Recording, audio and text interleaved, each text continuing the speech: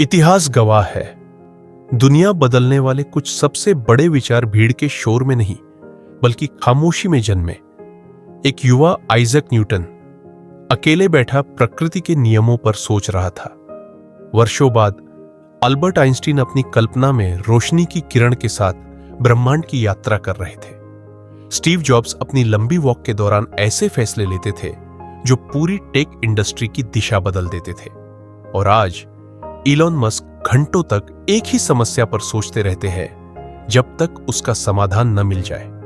क्या यह सिर्फ एक संयोग है या फिर दुनिया के कुछ सबसे असाधारण दिमागों में एक ऐसी समानता थी जिसे हम अक्सर नजरअंदाज कर देते हैं? क्या अकेले बिताया गया समय सिर्फ तन्हाई है या वही जगह है जहां साधारण सोच असाधारण विचारों में बदल जाती है? आज हम जानेंगे कि कुछ सबसे बुद्धिमान लोग अकेले रहना क्यों पसंद करते हैं और क्या उनकी यह आदत वास्तव में उनकी सबसे बड़ी ताकत थी। लेकिन इस जर्नी को आगे बढ़ाने से पहले एक सबसे बड़ा मिथ तोड़ना जरूरी है। सिर्फ अकेले रहना आपको ऑटोमेटिकली इंटेलिजेंट नहीं बना देता, और सिर्फ इंट्रोवर्ट होना भी इस बात का प्रूफ नहीं है कि आप एक जीनियस हैं। दुनिया के कई सबसे ब्रिलियंट लोग बेहद सोशल थे। उन्होंने टीम्स बनाई, लोगों को इंस्पायर किया और साथ मिलकर हिस्ट्री क्रिएट की। इसलिए असली सवाल यह नहीं है कि कौन अकेला रहता है, असली सवाल यह है कि कुछ सबसे सक्सेसफुल लोग जिनके आसपास हमेशा लोग होते हैं फिर भी बार बार सॉलिट्यूड क्यों चूज करते हैं? ऐसा क्या है उस साइलेंस में जो भीड़ के शोर में कभी नहीं मिलता? क्या सॉलिट्यूड सिर्फ लोगों से दूर रहने का नाम है या फिर वहीं से शुरू होती है डीप थिंकिंग, क्रिएटिविटी और एक्स्ट्रॉर्डिनरी आइडियाज की कहानी? और अगर ऐसा है तो साइंस और साइकोलॉजी इसके बारे में क्या कहती है? चलिए पता लगाते हैं। साल था 1665।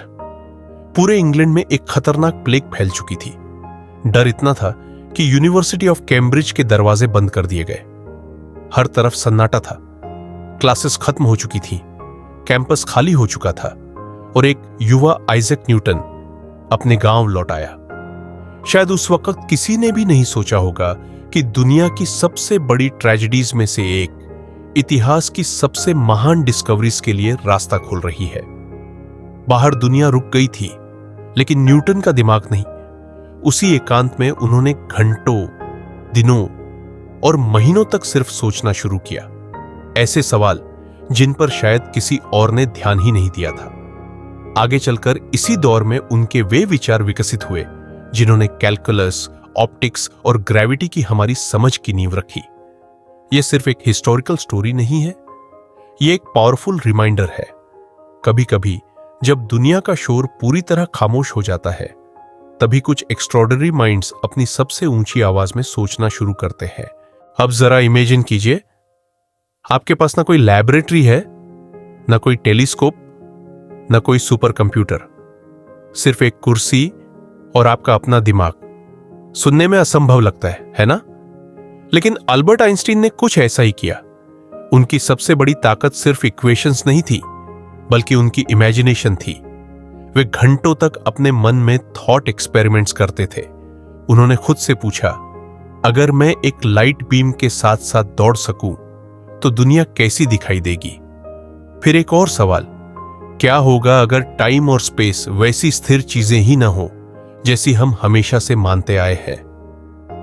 इन्हीं सवालों ने धीरे धीरे उस सोच को जन्म दिया जिसने हमारी पूरी यूनिवर्स को समझने का तरीका बदल दिया। आइंस्टाइन की असली जीनियस सिर्फ जवाब देने में नहीं थी, बल्कि ऐसे सवाल पूछने में थी जिन्हें पूछने की हिम्मत बहुत कम लोग करते हैं। और शायद यही वजह है कि कई बार दुनिया बदल देने वाली डिस्कवरीज किसी शोर शराबे वाली लेबोरेटरी में नहीं, बल्कि एक शांत, जिज्ञासु और गहराई से सोचने वाले दिमाग में जन्म लेते हैं। अब बात करते हैं दो ऐसे लोगों की जिन्होंने सिर्फ प्रोडक्ट्स नहीं बनाए बल्कि पूरी इंडस्ट्रीज बदल दी, स्टीव जॉब्स और इलॉन मस्क। स्टीव जॉब्स का एक फेमस बिलीफ था, focus is about saying no.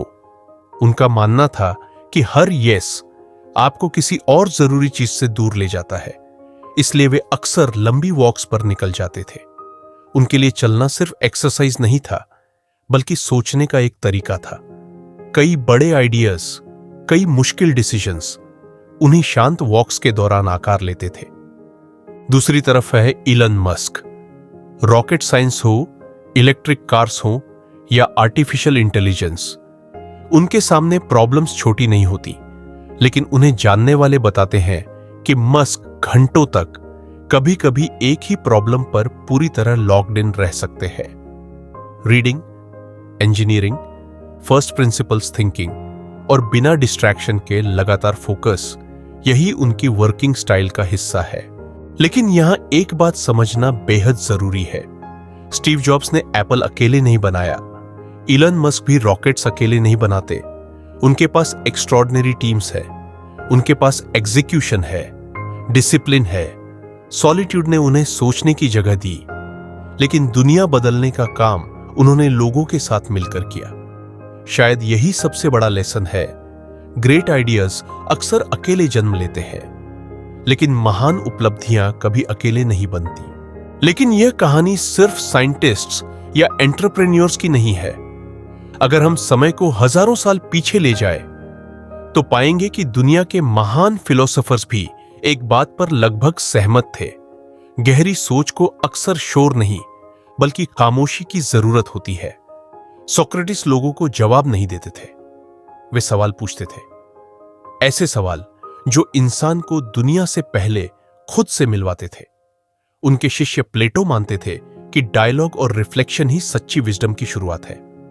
फिर आए अरिस्टोटल, जिनके लिए गहरी कॉन्टेम्पलेशन सिर्फ सोचने की आदत नहीं थी बल्कि एक मीनिंगफुल लाइफ जीने का हिस्सा थी। सदियों बाद फ्रीडरिक नीत्शे ने लिखा कि कभी कभी इंसान को भीड़ से दूर जाना पड़ता है ताकि वह अपनी आवाज सुन सके, न कि दुनिया की। आर्थर शोपेनहावर का मानना था कि लगातार भीड़ में रहने से हमारी सोच भी भीड़ जैसी हो सकती है, जबकि एकांत हमें स्वतंत्र रूप से सोचने का अवसर देता है। और फिर थे मार्कस ऑरेलियस, एक सम्राट जिसके चारों ओर सत्ता, युद्ध और जिम्मेदारियों का शोर था। लेकिन रात के सन्नाटे में वह अपनी जर्नल खोलकर खुद से बातचीत करता था। शायद इसी वजह से इतिहास बार बार हमें एक ही बात याद दिलाता है, दुनिया बदलने वाले विचार अक्सर शोर में नहीं बल्कि उन शांत पलों में जन्म लेते हैं जहां इंसान पहली बार सचमुच अपने ही विचारों को सुन पाता है। लेकिन क्या यह सब सिर्फ हिस्ट्री की कहानियां हैं या फिर मॉडर्न साइकोलॉजी भी इस बात से सहमत है? हैरानी की बात यह है कि साइंस भी हमें कुछ ऐसा ही बताती है। जब हमारे आसपास डिस्ट्रैक्शंस कम होते हैं तो हमारा दिमाग लगातार नोटिफिकेशंस, कॉन्वर्सेशंस और नॉइज से लड़ने के बजाय अपनी पूरी एनर्जी एक ही विचार पर लगा सकता है। और यहीं से शुरू होता है डीप फोकस। धीरे धीरे थिंकिंग और भी क्लियर होने लगती है।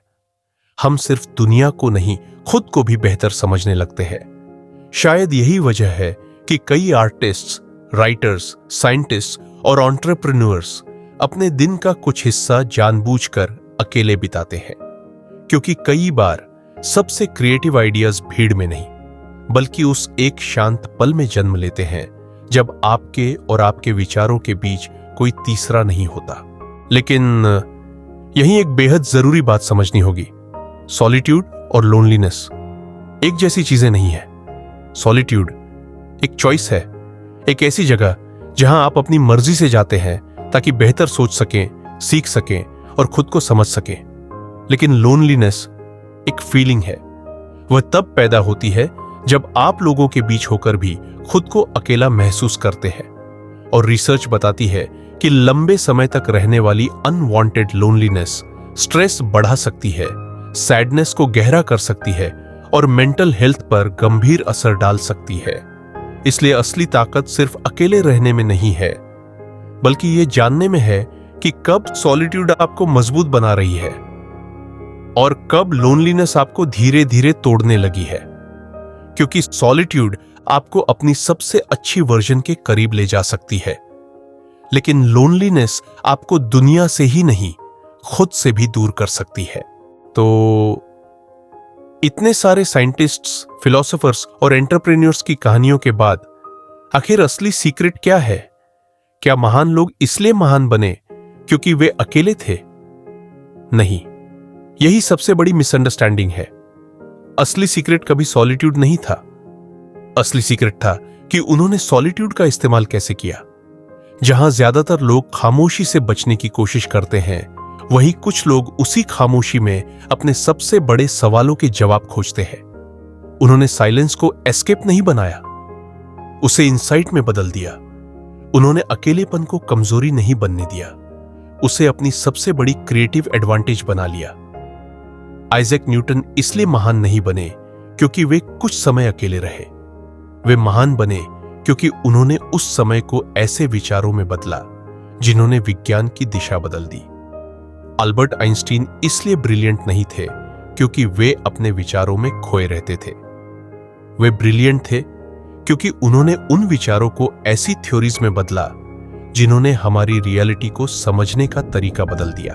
स्टीव जॉब्स ने दुनिया सिर्फ सोचकर नहीं बदली, उन्होंने अपने आइडियाज को ऐसे प्रोडक्ट्स में बदला जिन्होंने करोड़ों लोगों की जिंदगी बदल दी।